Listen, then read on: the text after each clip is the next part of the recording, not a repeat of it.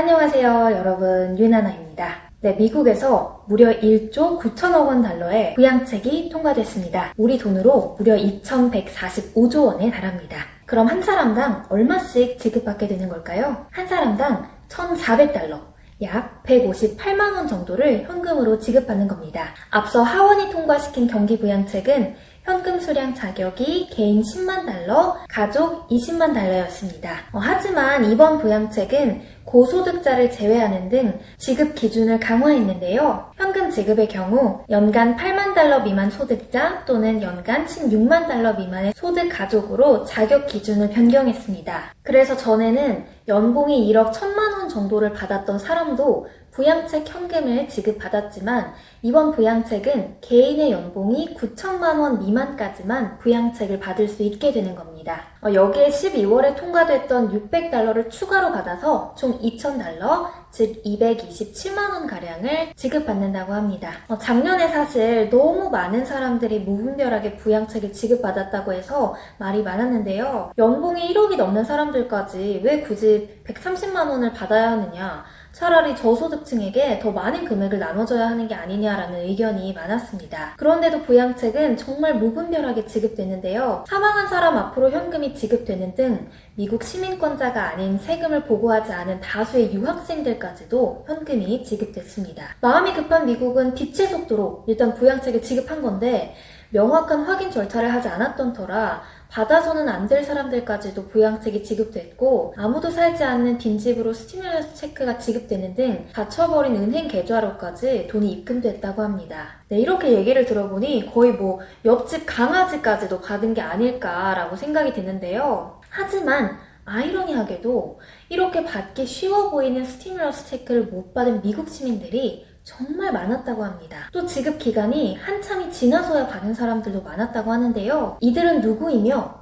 어떻게 된 일일까요? 자, CNBC에서 보도한 기사에 따르면 White and higher income households got coronavirus stimulus checks faster than black and lower income household 라고 쓰여 있는데요. 백인과 고소득자들이 흑인과 저소득층보다 더 빨리 스티뮬러스 체크를 받았다는 건데요. 돈이 더 시급한 저소득층에게 왜 돈이 더 빨리 지급되지 않았던 걸까요? CNBC에 따르면 심지어 FPL 중 59% 미만만 현금을 지급받았다고 해요. FPL은 Federal Poverty Level이라고 하는데요. 우리말로는 연방 빈곤선이라고 합니다. 정부가 지정해놓은 소득 기준을 못 미치는 사람들은 일반적으로 세금 신고 보고서를 제출하지 않는다고 합니다. 그래서 IRS가 돈을 주고 싶어도 세금 신고를 한 기록이 없으니까 그 사람들의 은행 계좌나 주소를 알지 못했던 거예요. 그래서 IRS에서 해결책을 내는데요.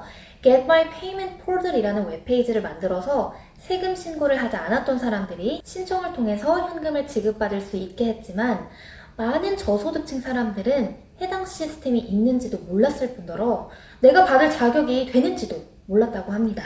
왜 우리가 일반적으로 생각을 해보면 내가 그동안 IRS에 세금 신고도 하지 않았는데 IRS한테 현금을 어떻게 받을 자격이 있겠어? 라고 이렇게 생각하실 수 있잖아요. 그리고 또 한 가지 문제점은 IRS 웹 포털을 통해 신청을 하려면 인터넷을 사용해야 하잖아요. 그러나 소득세 신고서를 제출하지 않았던 저소득층 중 5명 중 1명은 집에서 인터넷을 접속할 수 없었다고 합니다. 집에 컴퓨터가 없거나 핸드폰이 없거나 아니면 인터넷을 설치하지 않았거나 아니면 그냥 이 모든 게 다 없는 집이 없는 홈리스일 가능성이 크기 때문입니다. 또 다른 문제는 수당을 받지 못한 빈곤층 중 45.5%만이 은행 계좌를 가지고 있다고 합니다. IRS가 돈을 입금해주고 싶어도 이번엔 계좌가 없는 거죠. 그래서 또 IRS가 이를 해결하려고 선불, 직불 카드를 만들어 보내주려고 했지만 이 카드를 받기 위해서는 수취인의 주소를 등록해야 하는데 발급받은 사람들의 대부분은 이게 그냥 정크 메일이나 광고성 메일인 줄 알고 버렸다고 합니다. 광고인 줄만 알았지 이게 진짜 IRS에서 온 현금이라고는 생각을 못했을 거예요. 그래서 종합적으로 CNBC에서 발표한 수치를 보면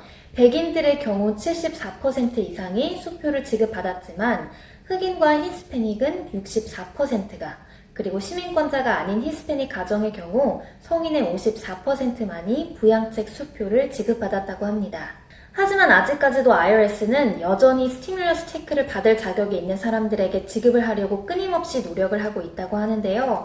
2018년 또는 2019년도에 세금을 신고하지 않았던 사람들도 언제나 신고할 수 있으며 은행 계좌 정보나 주소를 포털에 기입하기만 하면 바로 지급되는 시스템으로 미국에서는 다소 보기 어려운 빛의 속도의 행정 시스템을 볼 수 있습니다. 사실 이렇게 빨리빨리 문헌은 한국에서나 가능했는데 말이죠. 네, 그래서 이렇게 알고 보니 저소득층보다는 어느 정도 안정적인 소득이 있는 사람들이 더 빠르고 수월하게 지급되는 1,400불은 도대체 어디로 소비되고 있는 걸까요? 연준에서 돈을 푸는 중요한 목적 중 하나는 경기를 회복시키기 위해서겠죠? 경기 부양책을 받아서 당장 이번 달에 내야 하는 집 렌트를 내는 사람들도 있을 것이고 보험료를 내야 하는 사람들도 있을 것이며 당장 생활비로 장을 본다거나 관리비를 내야 하는 등 써야 할 것은 많을 것 같은데요. 사실 코로나 속에서도 별다른 타격을 입지 않은 사람들도 많습니다.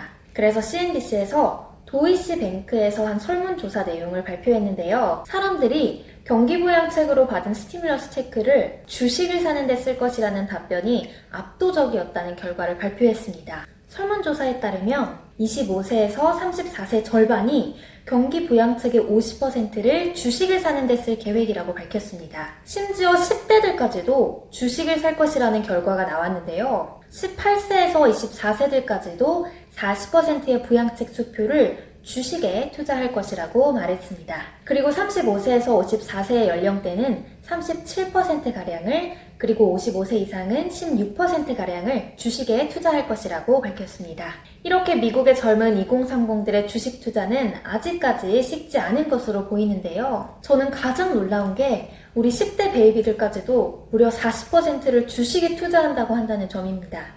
그래서 이 설문조사를 토대로 계산을 해보면 이는 무려 194조 원가량이 시장에 유입됨을 나타낼 수 있다고 도이치뱅크가 추정하고 있는데요. 도이치뱅크의 전략가 짐 레이드와 라츠 파타차리아 연구원이 지난달 말부터 젊은 세대들이 직접 투자에 참여하는 속도가 엄청난 속도로 증가하고 있다고 말했는데요. 이번에 통과된 부양책 전인 작년에 통과된 부양책 이후에도 동일한 설문조사가 진행됐다고 하는데요.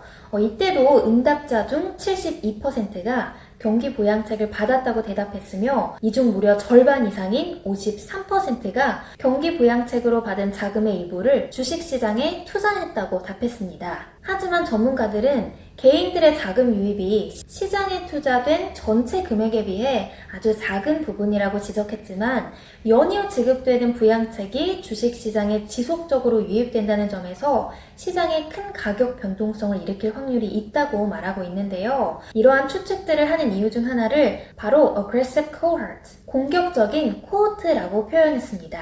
즉, 최근 개인 투자자들이 급증하고 있는데 이들의 연령대는 점점 어려지고 있으며 레버리지 사용에 대한 거부감이나 두려움이 없는 공격적인 투자자들이 점점 많아지고 있다고 설명했는데요. 원래 어릴수록 겁이 없다는 말이 있잖아요. 그래서 이 논리가 주식시장에도 일어나고 있는 것인지 생각이 듭니다. 네, 그래서 사실 이렇게 부양책이 한 번 더 주식시장에 유입될 것이라는 설문조사 결과에 경기 부양책이 곧 주식 부양책이 아니냐라는 말도 나오고 있다고 합니다. 그래서 오늘 내용을 정리를 해보면 1번, 미국에서 지속적으로 돈을 풀고는 있는데 정작 필요한 저소득층에게는 돈이 지급되고 있지 않다. 2번, 안정적인 소득을 내고 있는 사람들은 그동안 세금 신고도 잘 해왔으며 정보력이 빨라 저소득층보다 경기부양책을 더 빨리 지급받고 있다. 3번, 이렇게 경기부양책은 저소득층이 아닌 안정적인 소득을 내고 있는 사람들에게 여유 자금이나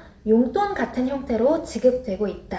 3번, 코로나 때문에 락다운이나 모임 제한 등으로 소비가 상상할 수 없을 만큼 억제가 되고 있으므로 이미 안정적인 소득을 유지하고 있는 사람들은 마땅히 돈을 쓸 데가 없어서 부양책을 지급받아 주식시장에 투자해 자산을 더 불리고 싶어한다. 네, 지금 인플레이션에 대한 우려로 채권 금리가 상승하면서 주식도 만만치 않게 하락하고 있는데요. 주식과 채권 그리고 인플레이션에 대한 다양한 의견이 있지만 일단 확실한 건 연준에서 돈을 지속적으로 풀고는 있지만 아직까지 사람들이 세상이 매우 불안한 단계라고 생각하기 때문에 소비를 많이 한다기보다는 투자를 한다거나 현금을 모아놓고 있는 상황입니다. 골드만에서 발표한 자료에 따르면 사람들이 지금 저금해놓은 현금이 무려 1.5 트릴리언 달러인 1710조라고 하는데요. 5월이 되면 2.4 trillion dollar, 2850조 원에 달을 거라고 합니다. 미국에서는 이를 excessive saving이라고 표현하고 있습니다. 사람들의 극도의 저금 상태라고 할 수 있겠네요. 그래서 연준에서도 돈 좀 써라. 이렇게 신청만 하면 누구나 받을 수 있게 우리가 엄청 돈을 풀고 있어. 이런 상태이지만 미국 사람들은 아직까지 불안하니까 현금을 계속 저축하고 있고, 그러다 주식시장에 투자를 하다가 그러다 또 인플레이션을 대비해서 이자를 지불하는 더 안전자산이라고 생각되는 채권에 투자하고 있죠. 그래서 연준 입장에서도 아니 쓰라는 데는 안 쓰고, 그리고 또 받아야 하는 사람들은 제대로 받지도 못하고 있고, 참 그들도 어찌 보면 굉장히 답답할 것 같아요. 네, 아무튼 오늘은 미국의 부양책에 대해 알아봤는데요. 받아야 할 사람들이 못 받는 이 시스템이 참 어쩔 수 없는 것 같아서 더 씁쓸한 것 같아요. 그래서 이렇게 경기가 불황이거나 불안할수록 빈부격차가 더 커진다는 점이 부양책을 누가 받고 어떻게 쓰여지고 있냐를 보면서 더 와닿는 것 같습니다. 네, 오늘 제 영상이 유익하셨다면 좋아요와 구독, 알림 설정, 댓글까지 남겨주시고요. 저는 더 재미있고 유익한 영상으로 돌아오겠습니다. 다음 영상에서 만나요. 유나나였습니다.